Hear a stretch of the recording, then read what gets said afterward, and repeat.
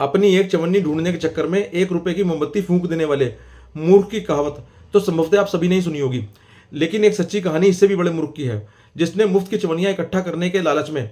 अपना लगभग पूरा जीवन ही फूंक दिया है और बाकी बचा खुचा जीवन भी इसी तरह गंवाने को तैयार है। उसको अपने हाथ पैरों से अच्छे खासे रुपए कमाकर भी उतनी खुशी नहीं होती जितनी खुशी कहीं से नाजायज़ तरीके से मामूली सी भी राशि हड़प करने में होती है, क्योंकि मेहनत की कमाई में तो वो मुफ्त या हराम का माल मिलने वाली गुड फीलिंग आती नहीं होगी। मेहनत की कमाई से पेट भरा होने के बाद भी कहीं से भी कुछ हड़पने की चिंदी चोरी वाली आदत वाला व्यक्ति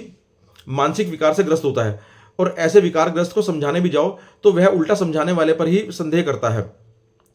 चूंकि खराब नीयत वालों पर कोई विश्वास तो करता नहीं है और बदले में फिर वह भी किसी पर विश्वास नहीं करते, और इसी तरह किसी पर भी विश्वास नहीं कर पाने के कारण मेरी पत्नी अपने शहर की सहारनपुर कचहरी में पिछले 27 साल में अब तक करीब 25 वकील बदल चुकी है। नमस्कार दोस्तों, यदि आपने पिछले 9 महीने में इस चैनल पर मेरे द्वारा साझा किया गया कोई भी वीडियो अभी तक नहीं देखा है, तो कम से कम मेरी एक वीडियो एक पति का सबसे बड़ा गुनाह जो कि मैंने 30 अप्रैल को साझा की थी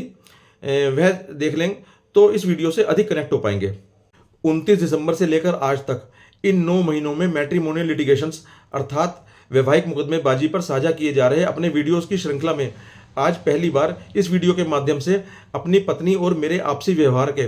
बड़े और आश्चर्यजनक तथ्य आपके सामने रखने जा रहा हूं, जिसके लिए मुझे अपनी यह शपथ दोहरानी होगी कि जो भी कहूँगा, सच के सिवा कुछ नहीं कहूँगा। आपसे निवेदन है कि बिना स्किप किए अंत तक बने रहें, जिससे कि बीच बीच में कहीं भी आने वाले वह आश्चर्यजनक तथ्य मिस ना हो जाए जो कि वीडियो का सार है। अभी मेरी पत्नी के वर्तमान वाले उन शायद 25वें वकील साहब का स्वास्थ्य ठीक नहीं चल रहा है, जिस कारण उन्हें शायद पीजीआई चंडीगढ़ में बार बार एडमिट होना पड़ रहा है। उनकी ओर से लगातार लगभग हर डेट पर एडजमेंट एप्लीकेशन देकर फर्दर प्रोसीडिंग्स के लिए अगली डेट ली जा रही है। ऐसे में हर तारीख पर मेरा मेरठ से सहारनपुर का चक्कर बेकार होने पर मेरा तो ये राइट बनता भी है कि मैं आपत्ति दर्ज करके केस के लगातार लिंगर ऑन हो रहे होने के कारण शॉर्ट डेट अर्थात जल्दी की नेक्स्ट डेट फिक्स करने के लिए कहूँ, या फिर मेरठ से सहारनपुर कचहरी आना हर बार व्यर्थ होने के कारण एक बार ही लंबी डेट दिए जाने का आग्रह करूं। किंतु मानवता के नाते उनके वकील साहब के स्वास्थ्य कारणों से सहानुभूति रखते हुए बिना किसी विपरीत प्रतिक्रिया के चुपचाप पत्रावली पर साइन करके उपस्थित दर्ज करके हर बार व्यक्ति धक्के खाकर वापस चले आता हूँ। मेरे ऐसे आचरण से जहाँ मेरी पत्नी को मेरी उदारता, मानवता या शालीनता कुछ भी मानते हुए उसका सम्मान करते हुए उसको भी फाइल पर साइन करके चुपचाप निकल जाना चाहिए, लेकिन अपनी आदत से मजबूर होने के कारण अपनी मूर्खता, धूर्तता और बेशर्मी का मिश्रित परिचय इस प्रकार देती है कि हर डेट पर एडजमेंट एप्लीकेशन तो खुद दे रही है, जिस पर मैं आपत्ति के अधिकार का प्रयोग भी नहीं कर रहा, तब भी उल्टा खुद ही चिल्लाकर चोरी पर सीना जोरी की कहावत सिद्ध करती है, जैसे कि एडजमेंट एप्लीकेशन मैंने दी हो, और चिल्लाकर शॉर्ट डेट लेने की कोशिश करती है, भले ही नेक्स्ट डेट पर भी उसकी तरफ से एडजमेंट आने की संभावना उसे पूरी दिख रही हो, और जल्दी डेट लगने से जो उस पर उसका एडजमेंट एप्लीकेशन का ढेर लग रहा है उससे उसको पहले भी फर्क नहीं पड़ता, अब भी नहीं पड़ता, क्योंकि इतनी अकल या इतनी समझ होती तो कचहरी के चक्कर काटने की जगह ससुराल में चैन की जिंदगी काटती और मुकदमों का शौक पालने की जगह परिवार और बच्चे पालने का शौक रखती।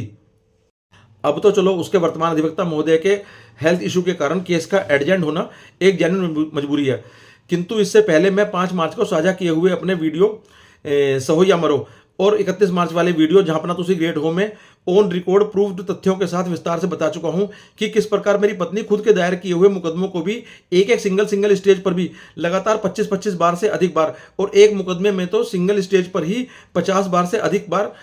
एडजमेंट एप्लीकेशंस देकर सैकड़ों डेट्स पर मुकदमों को लिंगर ऑन करने के ऐसे रिकॉर्ड बना चुकी है जो कोई नहीं तोड़ पाएगा। 27 साल से उसका यही कंटेंट रहा है कि नए नए मुकदमे करते रहो और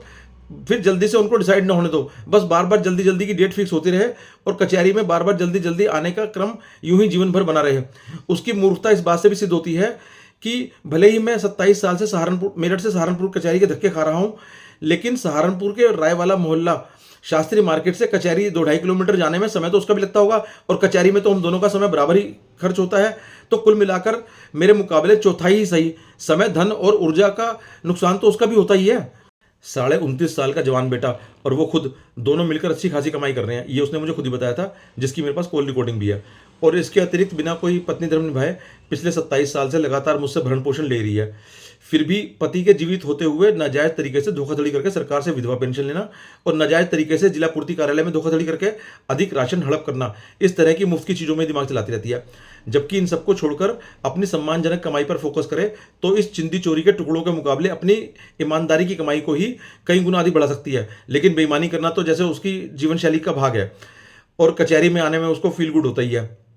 मैं तो उसके लिए सिर्फ संतान प्राप्ति और जीवन भर भरण पोषण प्राप्ति का माध्यम था। अपना सुहाग तो वो कचहरी को ही मानती है और मुकदमों को ही अपना सिंदूर मानती है। अगर उसके जीवन में मुकदमे ना रहें तो मानो उसका सुहाग जुड़ जाएगा। वैसे भी उसको किसी पुरुष को अपना सुहाग बनाने या पुरुष से विवाह करने में तो कोई इच्छा ही नहीं थी। उसने खुद बताया था कि वो तो ब्रह्मकुमारी बनना चाहती थी, लेकिन घर वालों ने उसकी शादी कर दी। और यही कारण है कि हमारी शादी को भी 4 महीने भी नहीं हुए थे कि उसके कंसीव होना कन्फर्म होने के बाद मेरे घर में रहते हुए भी फिर उसने कभी मुझसे कोई संबंध नहीं रखा। सिर्फ चंद हफ्तों के रिलेशन के बाद बिना रिलेशन भी अगले 2 साल तक मेरे साथ मेरे घर में रही। उसको विवाह में तो कोई रुचि नहीं थी। इसके अलावा भी बहुत कुछ है जो मैं सह रहा था, लेकिन लोक लाज के कारण घर टूटने के विचार से भी डर लगता था। और खुद घुट घुट कर जीते हुए भी 2 साल तक उसको तब भी पूरे सम्मान के साथ रखा, जबकि वह घर में एक पत्नी या एक बहू का किसी प्रकार का भी कोई कर्तव्य नहीं निभा रही थी। ये सब बातें दोनों तरफ के परिजनों को तब भी भली भांति पता थी। किसी प्रकार की कोई जिम्मेदारी निभाना तो दूर, उल्टा कुछ बिंदुओं पर तो बहुत आग्रहपूर्वक समझाने के बाद भी वह नहीं रुकी और समाज में उन कृत्यों को तब तक करती रही जब तक कि घर टूट नहीं गया, जिन कृत्यों को बताने में यहाँ तो खैर घंटों लग जाएंगे। आज पीछे मुड़कर देखता हूँ तो लगता है कि मैं 30 साल पहले किसी लड़की को ब्याह करने लाया था, बल्कि मुकदमों को ब्याह लाया था। वैसे भी घर टूटने के बड़े कारणों में एक मुख्य कारण हर बात में झूठ बोलने की उसकी वो आदत है जो वह न्यायालयों में भी पुरजोर तरीके से निभाती है। हर जगह हर बात में आवश्यकता नहीं होने पर भी उसकी झूठ बोलने की आदत का अनुमान इस बात से लगाया जा सकता है कि मार्च 1994 में जब हमारी एंगेजमेंट हुई तो उसको ग्रेजुएशन किए हुए 4 साल ना हुए हो तो 3 साल तो हो ही गए थे, और मुझे भी ग्रेजुएशन किए हुए तब 4 साल ही हुए थे। अर्थात हम दोनों बराबर की एज के ना भी हों तब भी दोनों की आयु में 1 साल से अधिक का अंतर नहीं हो सकता। अब तो मुझे यह भी शंका होती है कि यदि कभी फेल हुई हो तो कहीं मुझसे 1 साल बड़ी भी हो सकती है। और ग्रेजुएशन में भी अंततः पास हुई या फेल हुई, मैंने तो उसकी कोई मार्कशीट या एजुकेशन सर्टिफिकेट देखा नहीं, और बहुत लोग तब कुंडली भी नहीं मिलाते थे, इसलिए उसकी बिल्कुल एक्यूरेट एज बताने जितना तो कंफर्म नहीं हूँ, लेकिन इतना कंफर्म हूँ कि लगभग मेरे बराबर की एज की है। 1 साल मैक्सिमम कम या ज़्यादा हो सकता है, और मैं इस समय 56वें वर्ष में चल रहा हूँ। और ये आधार कार्ड तो अभी 10-12 साल पहले ही अस्तित्व में आया है और अब ये कोर्ट केस में भी लगने लगा है। अभी इसने अपने केस में आधार कार्ड दाखिल किया तो पता चला कि आधार कार्ड में ही उसने अपनी आयु 1-2 साल नहीं बल्कि 7 या 8 साल आयु कम लिखा रखी है, और न्यायालयों में प्रस्तुत शपथ पत्रों में भी अपनी आयु 7-8 साल कम बताती है। बड़े से बड़े झूठ बोलने वाले इंसान की भी झूठ बोलने की एक सीमा होती है, लेकिन इसकी झूठ बोलने की कोई लिमिट ही नहीं है। अब आकर इतनी ज़्यादा छोटी उम्र बताने से कोई लाभ भी नहीं होने वाला, तब भी इतने ज़्यादा अंतर का झूठ। सोचो कि झूठ बोलने से कहीं लाभ होता होगा तो कितना बड़ा झूठ बोलती होगी। घर टूटने के बड़े कारणों में एक मुख्य कारण उसकी रग रग में झूठ का बसा होना भी है। वरना मैं तो किसी भी प्रकार के पत्नी सुख के बिना भी सिर्फ बेटे के भविष्य और सामाजिक मर्यादा के कारण उसके साथ एक छत के नीचे जीवन काट लेता। 30 साल पहले जब वो ब्याह कर आई थी तब भी हमारे यहाँ पहले से ही बर्तन झाड़ू पोछा आदि मेड ही करती थी। वो तो उसको यहाँ आके करना नहीं था, उसके अतिरिक्त खाना बनाना आदि बाकी जो घर के काम होते हैं वो इसके यहाँ रहते हुए भी मेरी माँ को ही करने पड़ता थे। और उनकी मृत्यु के बाद जैसे अब मैं वो सारे काम खुद कर रहा हूँ, ऐसे ही इसके यहाँ रहते हुए भी कर लेता। इसके यहाँ रहते जितना तब सह रहा था, लोक लाज के कारण यह भी सह लेता, किंतु उसने निरंतर अपने आचरण से आखिरकार घर खत्म करने के बाद 27 साल से अधिक समय से लगातार नए नए मुकदमे करते हुए समाज के समक्ष एक बिल्कुल अलग तरह का उदाहरण प्रस्तुत कर दिया है। 20 मई 1998 को अचानक हुई हमारी अरेस्टिंग से पहले तो हमें एफआईआर की जानकारी ही नहीं हो पाई थी। हम पर मुकदमे होना भी हमारे लिए शॉकिंग ही था। यदि हम मुकदमे नहीं होते तो भले ही खुशहाल ना सही लेकिन शायद घर बन भी सकता था। जब इसने मेरे और मेरे परिवार के विरुद्ध झूठे मुकदमे कर ही दिए तो मैंने भी अधिवक्ताओं की सलाह से 2-3 मुकदमे किए कि इधर से भी मुकदमे होंगे तो सेटलमेंट के लिए दबाव बन पाएगा। लेकिन जब 4-5 साल बीत गए तो मुझे समझ में आ गया कि महिलाओं के प्रति माननीय न्यायालयों के उदारतापूर्ण दृष्टिकोण के कारण छुरी खरबूजे पर गिरे या खरबूजा छुरी पर गिरे, हर हाल में कटना खरबूजे को ही है। जिस कारण मैं शायद 2002 या 2003 में अपने इक्के दुक्के मुकदमे भी बंद कराकर इसके मुकदमों के निर्णय की प्रतीक्षा में भगवान के भरोसे बैठ गया।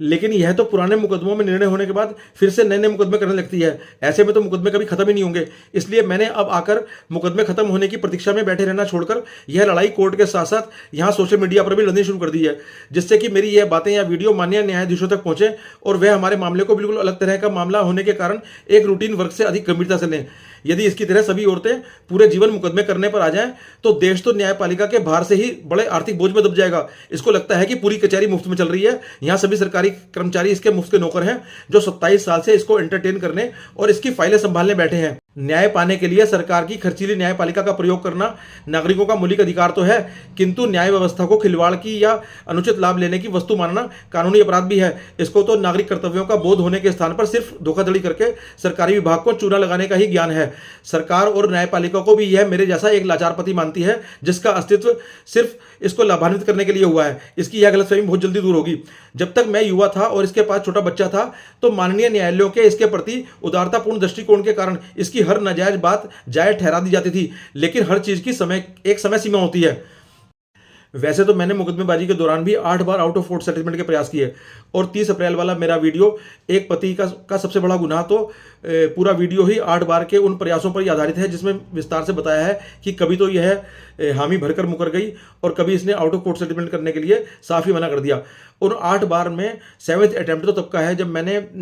इसको जनवरी 2022 में फोन पर समझाते हुए यह बात कही थी कि अब तुम्हारी नाजायज बात को जायज ठहराने वाली वह समय सीमा समाप्त हो चुकी है, अब समय बदल गया है। मुकदमे शुरू होने पर मैं जिस आयु में उस समय था अब तो बेटा उस आयु का हो चुका है, अब तुम्हें कोई नाजायज ग्रांट नहीं मिल पाएगी, इसलिए अब तो इस मुकदमेबाजी को बंद कर दो। और बल्कि यहाँ तक भी कहा कि डिवोर्स नहीं देना है तो मत दो, उसके बिना भी सेटलमेंट कर लो और मुकदमे और कचहरी के बिना आपस में तय करके कोर्ट में एफिडेविट देके घर बैठे भी भरण पोषण प्राप्त कर सकती हो। लेकिन जैसा कि मैंने अभी वीडियो में शुरू में ही बताया था कि एक मूर्ख और बदनीयत इंसान किसी पर भी विश्वास नहीं करता बल्कि समझाने वाले पर हमेशा संदेह ही करता है, तो यह कैसे मान लेती। इसलिए अपने जवाब में मना करते हुए बोली कि हम कौन होते हैं फैसला करने वाले, मुकदमे तो ऐसे ही चलेंगे, जब मुकदमे चल रहे हैं तो फैसला तो हम थोड़ी करेंगे, जज साहब करेंगे, जज साहब जो करेंगे वही फैसला होगा।